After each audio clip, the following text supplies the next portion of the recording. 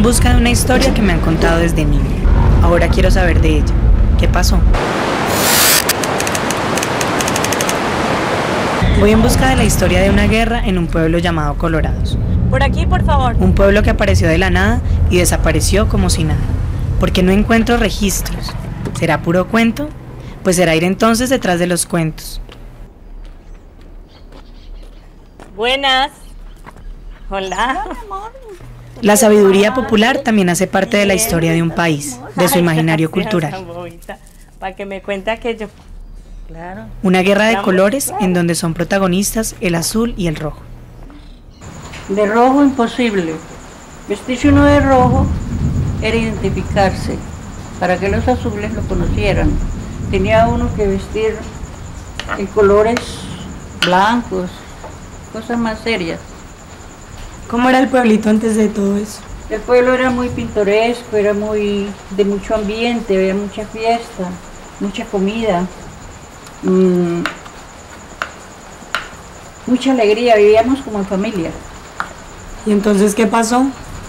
Que vino el diablo azul, se acabó.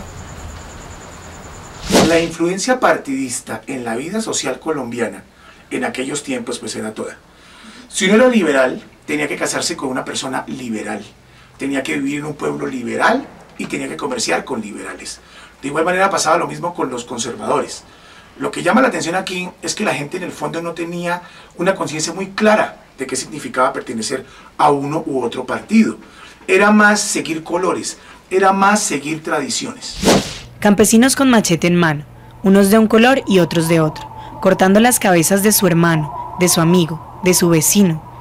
Esto dice el cuento que escribió Mercedes. Ella vivió en carne propia una guerra que no recuerda ya casi nadie, una guerra cruel que alimentaban los de arriba y la peleaban los de abajo.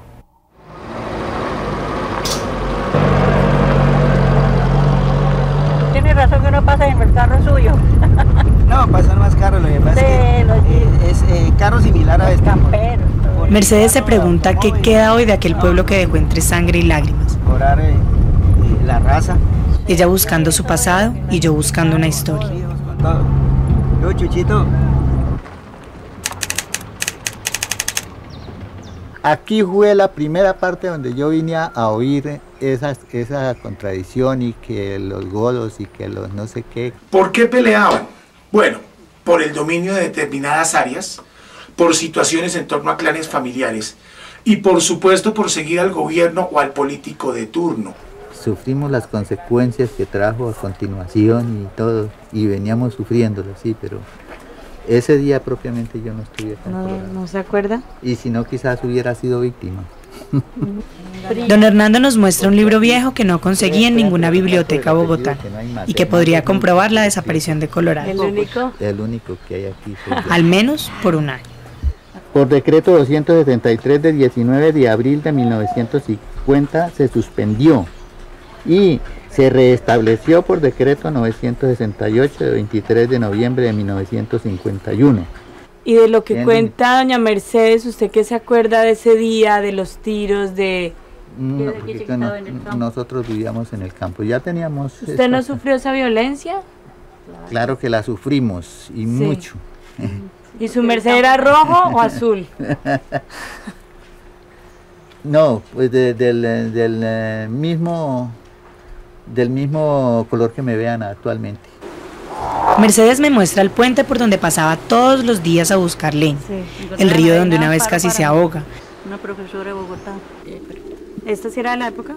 Sí, esa era la casa de Nazario Velosa, ahí vivía con su hija, él era viudo. Traidora que allá era el restaurante. Las cantinas, el único restaurante del pueblo, en donde trabajó cuando era niña, y hasta el sitio en donde iban a bailar. Hasta el bailadero Doña Sacramento, donde ¡upa! Porque era más que bailadero, era como una casecita, señoritas de brujas. Y el tren, o sea, el tren llegaba de Cada domingo llegaba el tren a Colorados, trayendo alegría, progreso. El tren era la vida del pueblo. Me cuenta con orgullo que fue una de las pioneras de la construcción de la única iglesia que hay. Hasta que llegamos al lugar en donde el 24 de marzo de 1950 le tocó esconderse huyendo de la violencia. El viernes por la noche se oían tiros por ahí, lamentos. Y eran como las 10 de la noche cuando en la casa de abajito donde yo vivía, oí unos gritos, unos tiros y pedían auxilio. Entonces yo me llené de miedo, fue tanto el miedo, agarré a la niña, salí corriendo así por un solar, cuando me resbalé en algo. Yo puse una mano así y sentí como gelatina y olí, era sangre. Y de pronto empecé a buscar para pararme. Cuando le puse la mano así como en la barriga a un muerto, yo sentí que las piernas no se me movían y seguí tocando, por otro lado toqué otro. Entonces yo estaba en medio de dos muertos, de dos señores que habían matado temprano. Entonces oí que los soldados ya habían llegado a hacer orden en el pueblo, tenían un poco de presos y los soldados del ejército de la base Germano Lano, ellos llegaban a auxiliar el pueblo. Y ellos con correta empezaban, la gente que esté escondida en el monte salgan, la gente que esté escondida en el monte, que esté el ejército llamándolos, que no hay peligro. Entonces yo ya pues, en el fondo de mi alma yo sentí como un alivio, cuando sentí que porque todavía estaba entre oscurito y claro, una linterna me alumbró y me dijo, manos arriba. Entonces yo apenas le dije así que no, y yo apretaba a la niña. Entonces un capitán que era de la base, amigo de la familia, me vio y dijo, ella es la hermana de la modista, esa señora está en dieta, ayúdenla. Y me cogieron, me sacaron, un soldado cogió la niña y me llevaron casi a la casa. Pero yo iba untada de popó, untada de sangre, mejor dicho, yo en la desgracia más grande, sobre todo en la angustia tan grande de saber lo que estaba pasando en mi pueblo tan hermoso. Yo nunca creí que eso fuera a suceder.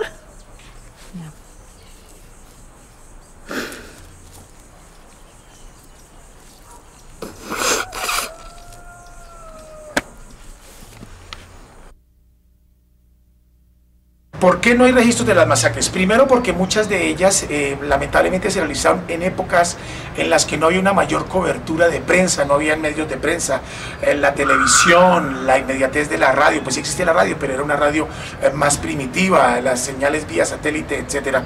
Eran masacres que iban de boca en boca y en algunos casos pues eran exageradas o en otros eran minimizadas, era más como una triste tradición oral. Entonces era muy difícil de verdad documentarlas, eran más los desplazados y en algunos casos lamentablemente debía aplicarse como hoy la ley del silencio, ¿no? En el aire siento el olor a muerte que describe Mercedes. En el aire se respira incertidumbre, horror y dolor.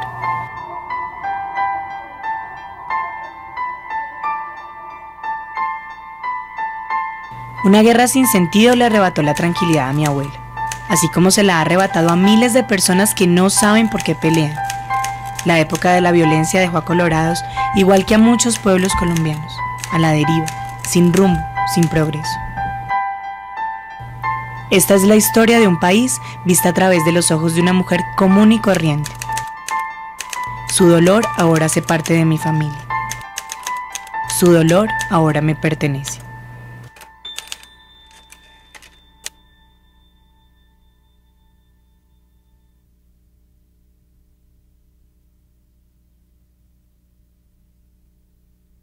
Lo que yo dejé aquella vez no existe nada de eso, lo único que hay de eso son todas estas ruinas. Una miseria, es un pueblo fantasma.